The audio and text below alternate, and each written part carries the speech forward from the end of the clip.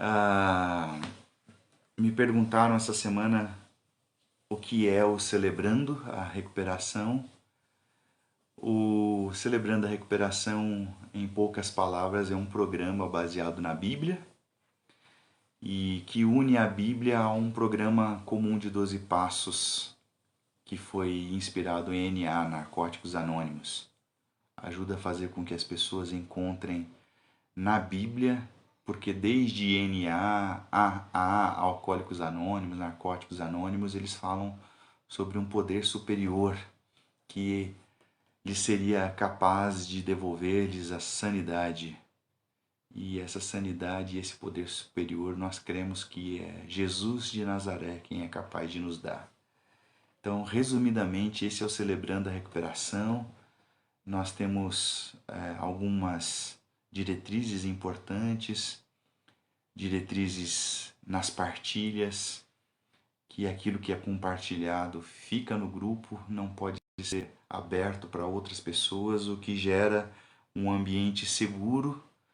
Então, nós já estamos há, sei lá, tanto tempo trabalhando com Celebrando, 5 anos, sei lá, 4 anos, e nunca houve casos de que aquilo que foi partilhado no grupo tenha sido espalhado por aí. Isso é muito bonito. E também nós temos uma ideia fixa de também não dar pitaco na vida das pessoas. Cada um tem o seu tempo para a sua recuperação. E a ideia do programa não é dar conselhos, mas dar força uns para com os outros para que a gente possa ter uma saúde emocional, uma saúde espiritual, por meio da ajuda mútua e das diretrizes básicas, das diretrizes que são bíblicas. E hoje eu escolhi um tema para falar que é o medo. E eu vou falar aqui com base na Bíblia, quero fazer uma exposição bíblica do texto de Romanos, que está lá em Romanos no capítulo 28. Então a exposição bíblica de hoje é Romanos capítulo 28, capítulo 8, a partir do versículo 28. Romanos capítulo 8, a partir do versículo 28. Sabemos que Deus age em todas as coisas para o bem daqueles que o amam, os que foram chamados de acordo com o seu propósito.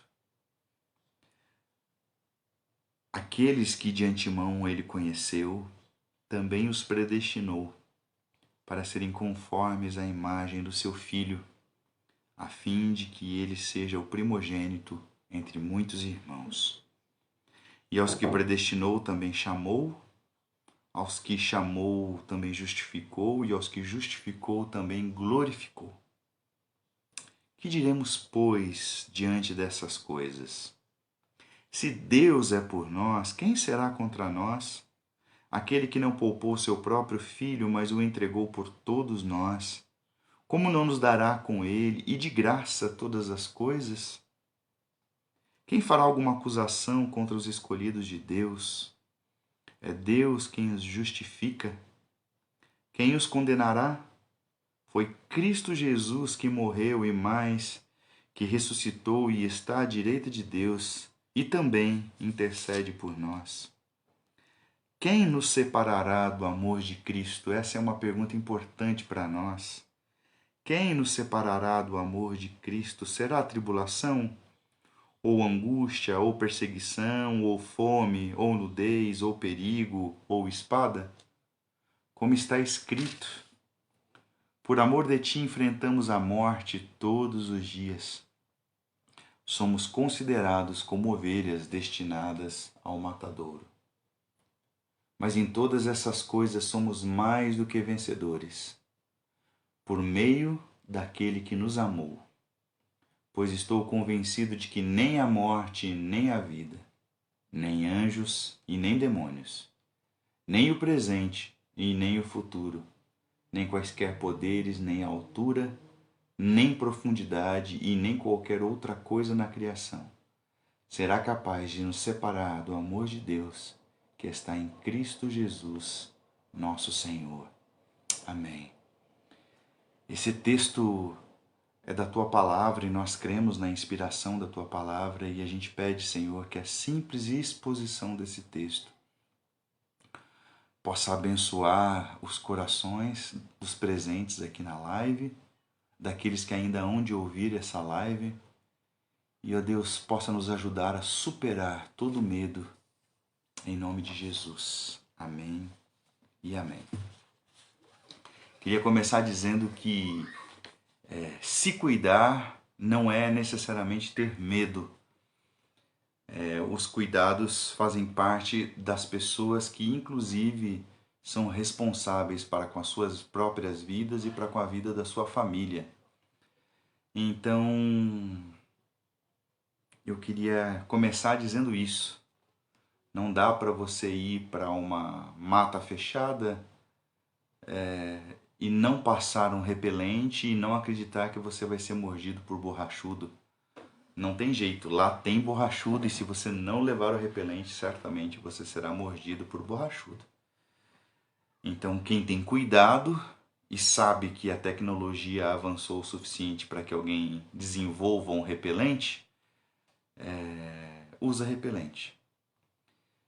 Pode parecer uma analogia bem simplória, mas eu queria te incentivar desde o início dessa palavra de hoje a usar máscara. Meu amigo querido, meu irmão querido, se você é alguém cristão e um cristão responsável, use máscara ao sair de casa. Use álcool em gel ao tocar nas coisas. Deixe o sapato na parte de fora de casa ou coloque ali um produto para limpar o seu sapato ao entrar em casa. E não saia se não for tão necessário assim. Esse não é o momento. A gente estava vivendo aí 2, 3 dias na angústia de faltar vagas, inclusive nas UTIs. E nós amamos vocês o suficiente para não desejar perder nenhum de vocês. Então isso não tem a ver com medo, isso tem a ver com sabedoria, tem a ver com cuidado. Mas nós que acreditamos que as nossas histórias são construídas a 4 mãos, e eu digo isso porque eu acredito que as nossas histórias têm a responsabilidade humana das nossas escolhas e decisões, e também tem a soberania e a ação de Deus. Quando a gente lê um texto como esse que diz que tudo corresponde para o bem daqueles que amam a Deus, o que o texto está dizendo é que nada passa desapercebido a Deus, que nada passa a sua atenção. Deus está atento a tudo, está atento a você. Tudo passa pelo cuidado de Deus. Tudo passa pela mão afetuosa de Deus, pela paternidade de Deus. E é interessante porque esse texto fala que tudo corresponde para o bem daqueles que amam a Deus, daqueles que são chamados segundo o seu propósito, mas ele continua dizendo que aqueles que ele conheceu de antemão, ele predestinou para se tornarem iguais à imagem do seu Filho, a fim de que ele seja o primogênito dentre muitos irmãos. O que significa dizer que tudo que corresponde para o bem daqueles que amam a Deus está relacionado à imagem de Jesus sendo gerada em nós. Não significa que quando dizemos que tudo corresponde para o bem daqueles que amam a Deus, que não acontecerá nada de ruim com aqueles que amam a Deus. Mas significa que mesmo quando algo ruim acontece, aqueles que amam a Deus, é uma oportunidade para que eles se tornem iguais a Jesus, parecidos com Jesus, semelhantes a Jesus, mesmo que no sofrimento. E é interessante porque Jesus acreditava no caráter de Deus. Jesus foi batizado saindo do Rio Jordão e ao sair do batismo, uma voz do céu lhe diz: "Este é o meu filho amado, em quem me comprazo." Em outras versões, "Este é meu filho amado que me dá muita alegria." E logo em seguida, dele ser batizado em Mateus no capítulo 3, no capítulo 4 de Mateus, o diabo vem para tentá-lo na sua identidade e diz: se você é filho de Deus, mande que essas pedras se transformem em pães. Como quem diz, Deus não vai cuidar de você não. Se você não se cuidar, se você não fizer que essas pedras se transformem em pães, você vai morrer de fome, porque Deus não está nem aí para você. E Jesus responde: olha, eu conheço o meu Pai, eu sei que Ele me ama. E olha, o melhor alimento é a palavra que sai da boca de Deus. Percebem? Então, entender que tudo corresponde para o bem daqueles que amam a Deus é, de alguma forma, aprender a descansar no caráter de Deus. Aqueles que não acreditam que Deus é amoroso, que Deus cuida, que Deus é um bom caráter, vivem questionando: será que realmente Deus está olhando para mim? Será que Deus realmente caminha comigo? Uma frase de um pastor muito amigo de muitos anos atrás, ele disse: meu filho, Deus não nos dá um mapa, Ele caminha conosco. Acreditar que a presença dele está conosco constantemente todos os dias é promessa dele. Eu estou com vocês todos os dias até a consumação dos séculos. Então, o antídoto para o medo é confiar no caráter de Deus. Agora, o medo, ela é uma emoção que ela foi colocada por Deus em nós para nossa proteção. Então, se eu não tenho medo do fogo, eu acabo me tornando irresponsável e corro o risco de me queimar e de me ferir. Se eu não tenho medo de altura, eu me torno irresponsável na forma com que eu lido com a altura. E aí corro o risco de me machucar ou mesmo de morrer. Então, o medo, nesse sentido, ele é algo bom. O medo nos protege. O problema é o medo excessivo, é o medo que nos congela, é o medo que nos bloqueia, é o medo que nos trava. E esse momento em que a gente está vivendo é esse tipo de medo que tem tomado o nosso coração. Por exemplo, nós temos vivido um tempo em que as pessoas têm medo de se relacionar com profundidade umas com as outras, porque elas dizem umas para as outras: ninguém presta, não, homem nenhum presta. Mulher acaba endurecendo seu coração dizendo: eu não quero mais casar não, porque homem nenhum presta. Então é um medo que gera um bloqueio na pessoa. E algumas vezes alguém deixa de experimentar o melhor de Deus porque está bloqueado. Por exemplo, os ciúmes. O ciúmes é um tipo de sentimento que é gerado pelo medo, um medo de perder. É como se eu mesmo não fosse capaz ou não fosse bom o suficiente para fazer com que o meu companheiro ou a minha companheira se apaixone por mim. Então eu fico morrendo de medo de perder, então fico enciumado de que essa pessoa está fazendo alguma coisa sem que eu saiba. Percebe? Esse é o medo que desgasta, é o medo que bloqueia. Tem pessoas que têm deixado de ser misericordiosas, de ajudar as pessoas. Se eu agir com bondade, as outras pessoas vão se aproveitar de mim, então eu não vou ser mais bondoso. Tem pessoas que têm vivido o medo de não ser amados, então vivem presos à expectativa das pessoas. São pessoas que estão vivendo a frustração de tentar agradar a todo mundo, pessoas que são viciadas em tentar agradar a todo mundo. E aqui eu quero te dar uma triste notícia essa noite: é impossível agradar a todo mundo. No final, quem tenta agradar a todo mundo não só desagrada a muitos, mas também vive desagradado consigo mesmo. Por isso, o antídoto para esse medo é agradar a Deus. E quando a gente vive para agradar a Deus, algumas pessoas a gente agrada, outras não, mas a gente vive com a consciência tranquila. Até porque não é tão difícil de agradar a Deus, porque Ele conhece a nossa vida, a nossa história, o nosso coração, e Ele não nos cobra mais do que a gente pode suportar. Ele nos ama assim como nós somos, mesmo com os nossos erros, as nossas falhas e as nossas imperfeições. Pessoas presas à ansiedade. O que será de nós? O que será do nosso futuro? Então a ansiedade é o medo pelo futuro. O medo por coisas que nós ainda não podemos prever. O medo daquilo que nós não podemos dominar. E eu queria dizer para você, meu amigo querido, que não dá para controlar o futuro. Não dá para controlar as pessoas. Não dá. Simplesmente não dá. Quem tenta controlar as pessoas se torna manipulador, se torna alguém mau caráter. Não dá para controlar as pessoas. A gente mal consegue se controlar, quanto mais controlar as pessoas. Então, pare de criar expectativas. Sabe aquela pessoa que casa e diz, eu vou mudar o meu marido?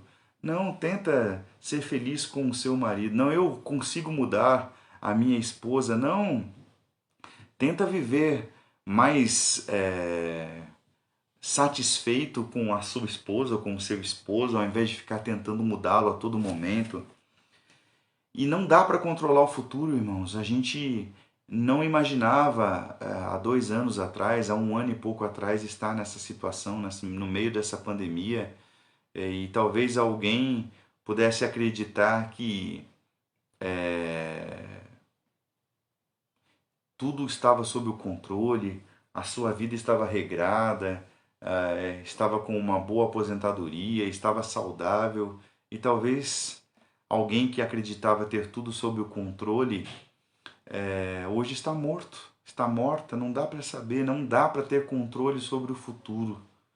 Então, esses são os enigmas do medo. É o medo que bloqueia, é o medo que trava as relações.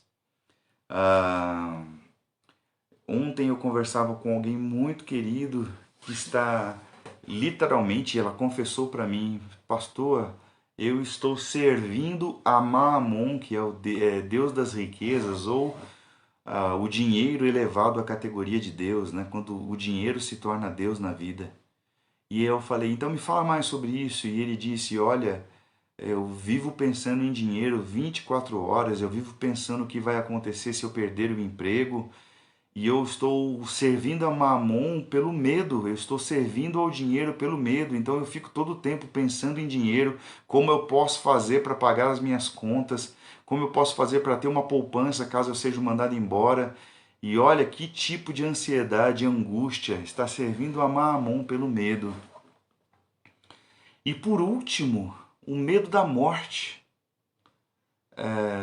Nós estamos vivendo de um jeito tão imediatista que nós esquecemos que a nossa esperança está no porvir, que nós somos passageiros, nós estamos de passagem por esse mundo, nós somos peregrinos, nós estamos peregrinando como o povo de Israel peregrinou, até o dia que nós vamos chegar à terra prometida.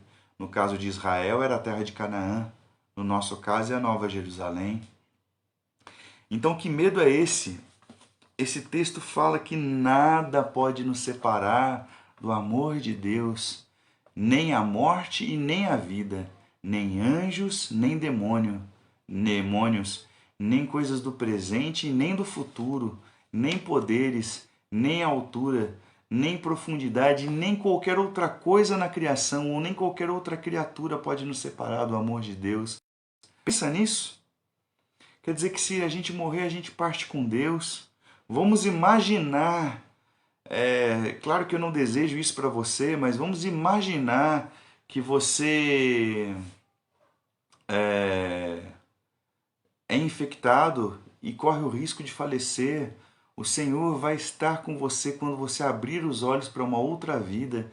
Você vai estar diante daquele que te amou a ponto de entregar a sua própria vida por amor a você.